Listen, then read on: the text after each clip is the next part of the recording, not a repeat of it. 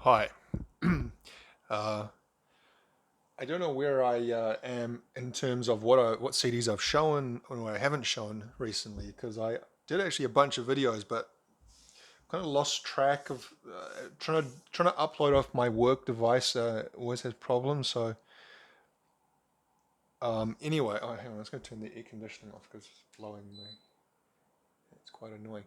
It's actually quite hot. It's been quite hot here. Well, hot for New Zealand, hot for my city. It was yesterday was 30 degrees, which I know some of you where you live, you think 30 degrees, that's nothing. But it was recorded as the fifth hottest day in Auckland history. And it's not just the heat, because 30 isn't really that much. I've lived in countries before which get up to 40. Mid 30s is pretty normal, but in Auckland, 30 is high, but it's the humidity. When I was a kid, uh, New Zealand summers were a dry, very dry heat. But so in the last 10 years, this humidity has come in, and it's almost feels like kind of a tropical, but not in a good way, especially when you go to work.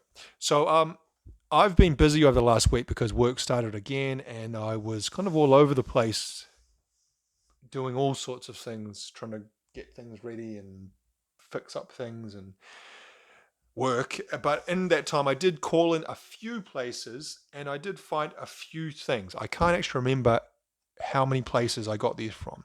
Three of them from today. Am I missing something else?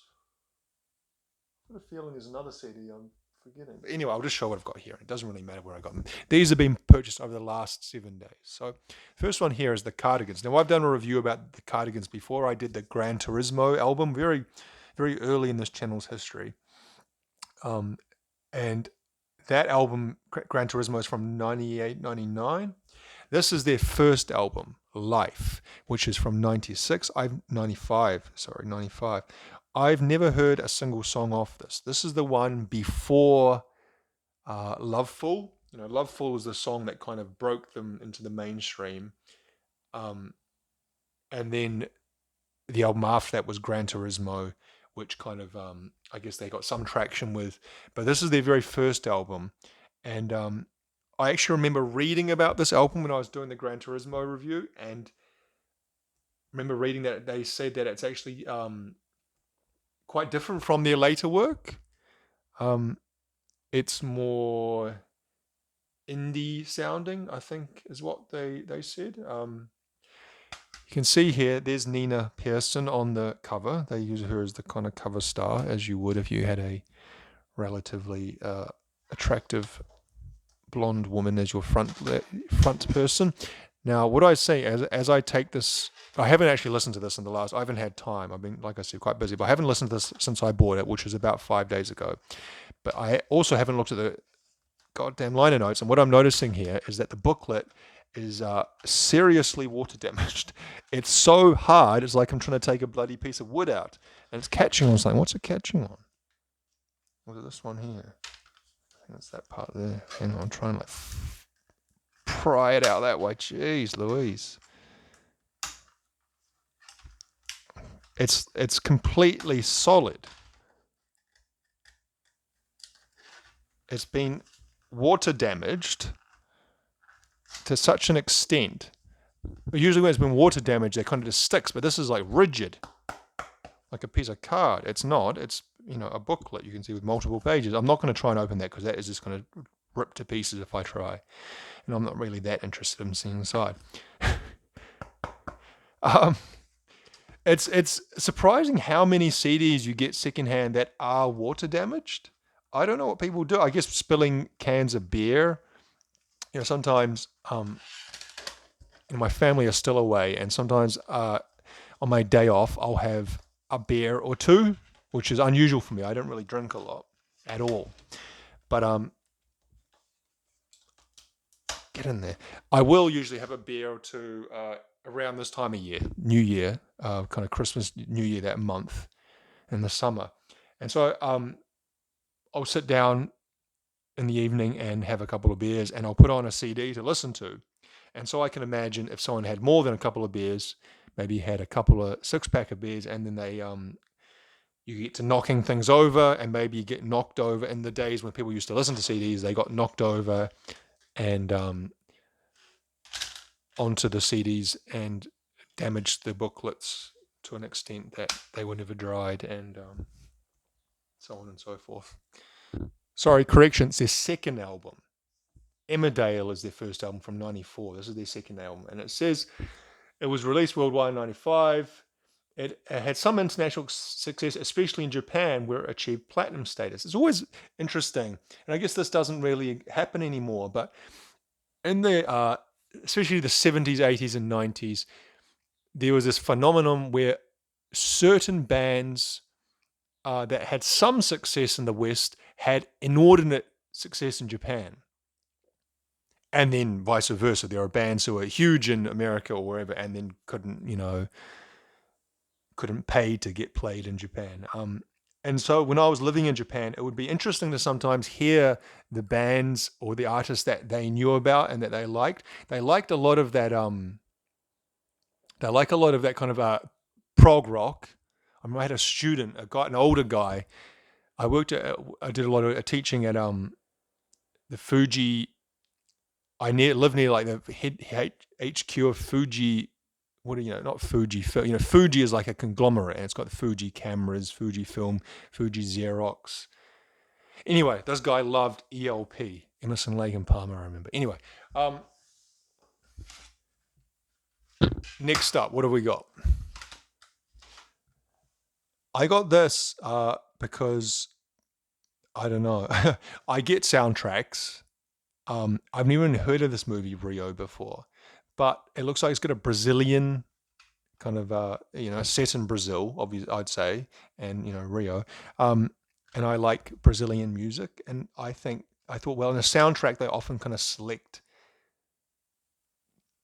easy to listen to songs. If I just went and bought a random Brazilian artist, and I have no idea about Brazilian music, and I'd be kind of like it would be like a bit of a crapshoot, wouldn't it? Like on Spotify, I've been suggested some Brazilian artists from the 70s, some of whom I really like a lot, and others who I don't like so much. And it's always hard when you're going to enter into this new genre to kind of know the direction of the music that you would like. And it's often not the most famous artists, but I feel on a soundtrack, especially for a kids movie, they would kind of select kind of music that was catchy at the same time as being Brazilian. So that's why I got this. I also got it because, I don't know, I thought it might appeal to my son. Maybe. To be honest, he doesn't really like movies. What was the reason he said? He didn't like movies because there's often sad parts and scary parts. We did take him to see the Mario movie last year, and he really liked that. This one. Now, I've been kind of half looking for this for years. This is a Beastie Boys, I wouldn't say album, collection, compilation, The In Sound from Way Out. And what this is a collection of their instrumentals. And if you listen to the Beastie Boys from Paul's Boutique onwards, certainly up through Paul's Boutique, Ill Communication, Check Your Head, Hello Nasty. Don't know so much after that. I don't know if the Five Boroughs or the Hot Sauce Committee had instrumentals, but certainly those other ones I just mentioned did. They have a couple, like 2 or 3 per album. And I think they kind of collated those and put them together on this collection. And you can see it's quite badly damaged with ink of some sort. I thought that was mold when I first saw it, but I don't think it is because the way it's splattered, it looks like ink. I hope it's ink. It's also the French version because the liner notes, Les Beastie Boys, le groupe sensationnel, une des premières. I don't speak French. I'm trying to sound like I can get the pronunciation, but I can't. French is a very difficult language to pronounce by reading. It's not like Spanish or Italian, where you can kind of, if you know that, at least the J and the H, and the double L and those kind of rules for Spanish, it's pretty easy to read it off the page. French isn't that way, is it? Because there's a lot of silent T's and S's and all sorts of things going on. Anyway, if you listen to the Beastie Boys, you'd probably know a lot of these. Sub Rosa, Transitions, Ricky's Theme. Those later ones are of Ill Communication. So this is 96. So this is before Hello Nasty. So I listened to this yesterday before work, and there's some things on it I like. There's some things I don't like. Eugene's Lament, I really like that. That's from Ill Communication. So yeah, kind of surprised and happy to come across this. This was $1. Ladyhawke. Now I don't know how well known she is outside of New Zealand and the UK. I know she achieved some fame in the UK. She's a New Zealand artist. Her name's Pippa something. Pippa, can't remember. And she came out about 2008, 2009. What's this album from? 2008. And the funny thing is, when I see this and listen to it, it still, in my mind, feels new. Not that the sound is necessarily new. It's actually a little bit dated, but just the image and the idea of Ladyhawke in my mind, I think, oh, she's a current artist. But then you think, well, fuck, that was 16 years ago that came out. Is that right? Yeah, 16 years ago. That's starting to get scary, eh? 2008 was 16 years ago. 1994, this year, 2024, is the 30th anniversary for a lot of those 1994 albums, like Super Unknown and was Downward Spiral in 94. Unplugged, Nirvana Unplugged in New York, I think that was in 94. There's a lot of 94 albums that are kind of big in my life, and you think, well, it's the 30th anniversary, but now you think, well, 30 years, yeah, I guess so. When it was the 20th anniversary, I remember the 20th anniversary of Super Unknown, 2014, I was like, 20 years, I can't believe it's been 20 years. My mind was kind of blown, but now kind of get to 30 years, and you're like, yeah, 30 years, I guess it is 30 years. But then Ladyhawke, for me, feels like something much, much more recent and current. So when you hear 16 years, you're like, Jesus Christ, where is life going? But anyway, if you don't know, Ladyhawke, I guess you would describe her as pop rock with a definite, strong 80s influence. 80s keyboards, 80s synths. I think she uses drum machines on some things as well. I really like some of her stuff. There's something about it that appeals to me. The songs off this that you might have heard were My Delirium, track 3, Dusk Till Dawn, track 10, Paris is Burning. All three of those songs I really like a lot. And I'm not even really sure what it is about her stuff that I like. And I haven't listened to any of her stuff that she did after this, because this was, I'm pretty sure, her first album. Yeah, she's done 3 albums after that. But yeah, I do really recommend this album. What do they describe her music as here? Because I don't feel I said pop rock. They say new wave rock, indie rock, synth pop. There we go. That's better than my description. Philippa Brown, or Pip Brown. And not that this matters either way, but she's autistic. But how can I say this? I guess when you say the word autistic, you have a certain image in your mind of how you expect an autistic person to be. But obviously, I think I've talked about this before, it's a spectrum, isn't it? And what do they say? Everyone's on the spectrum to some degree or others, or not. And, at the very, very far end of the spectrum, there are non-verbal autistic people who it affects, I guess much more strongly. And then down the other end of the spectrum, I guess you have people where it only affects them in certain elements in their life and not everything. When I saw interviews with her, I didn't. Autistic isn't the kind of thing that jumped out in my mind at all. She is a little bit awkward in her interviews, but I think also quite that comes off as quite endearing. Because the first time I saw her interviewed, I thought, I don't know, she just seemed different and kind of original, and can't really express beyond that. But I like her music a lot. Now it says $3 on the ticket, on the little pricing, but I didn't actually read this carefully. When I picked it up, I saw $3 and I thought, okay, I'm willing to pay $3 for this. And the funny thing is, I just been listening to her music on YouTube a lot over the last week, and I was like, so that's kind of strange how that happens. A lot of times I'll listen to music and then just by chance I'll find that CD in a secondhand shop. And this isn't really not a common thing to come across in a secondhand shop. So I am really happy to find this. What was I saying before that?